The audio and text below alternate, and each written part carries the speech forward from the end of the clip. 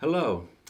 Today we will be looking into God's Word, and I will be continuing with what John Caparola taught us last week in 1 Timothy 6, verses 6 to 8, where we learned that we need to be content in all things as a matter of quiet happiness and satisfaction. After all, God is the source of all true contentment. Verses 9 and 10 tell us, and I'll be reading from the New King James Version, "But those who desire to be rich fall into temptation and a snare, and into many foolish and harmful lusts, which drown men in destruction and perdition.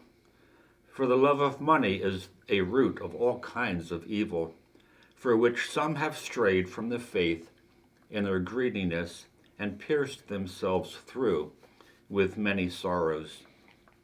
Today in verse 9, we will be looking at some of the words that Paul uses. And in verse 10, we will look at some of the insights from Paul. In verse 9, the word desire is something that has to be settled in our own minds. This clearly describes someone who is guilty of the sin of greed. The word fall is a continually falling into temptation. It's not just a one-time thing. The pursuit of what they want is their passion, and their sinful behavior becomes compulsive and controls their lives. In Deuteronomy 7:25, Moses warns the Israelites not to covet silver or gold. The love of money is a trap to be carefully avoided.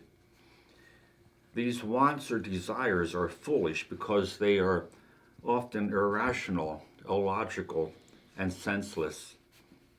When these desires are not accomplished, people may even resort to violence.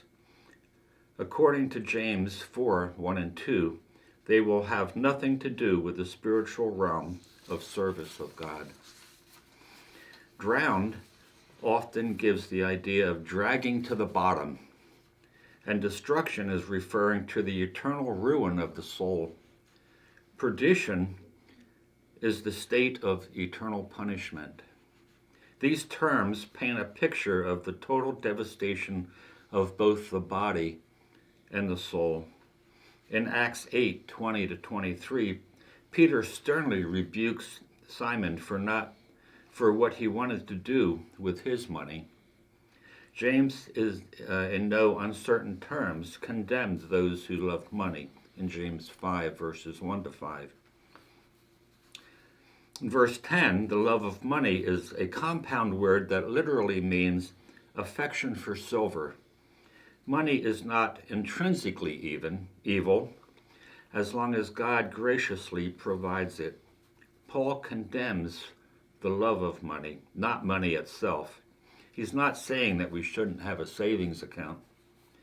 Such love causes people to indulge themselves, to show off, distort justice, take advantage of the poor, lie, cheat, steal, and murder. Some who are longing for money, Paul warns, have wandered away from the faith and pierced themselves with many sorrows or pangs. They have not only become apostates, but they have skewered their own souls and brought themselves overwhelming grief. The ultimate sorrow they will suffer may be eternal torment in hell. Believers must pursue God, not money. Like David in Psalm 17:15, they should be able to say, "As for me, I shall behold thy face in righteousness." The bottom line is, what is your attitude towards money? Thank you.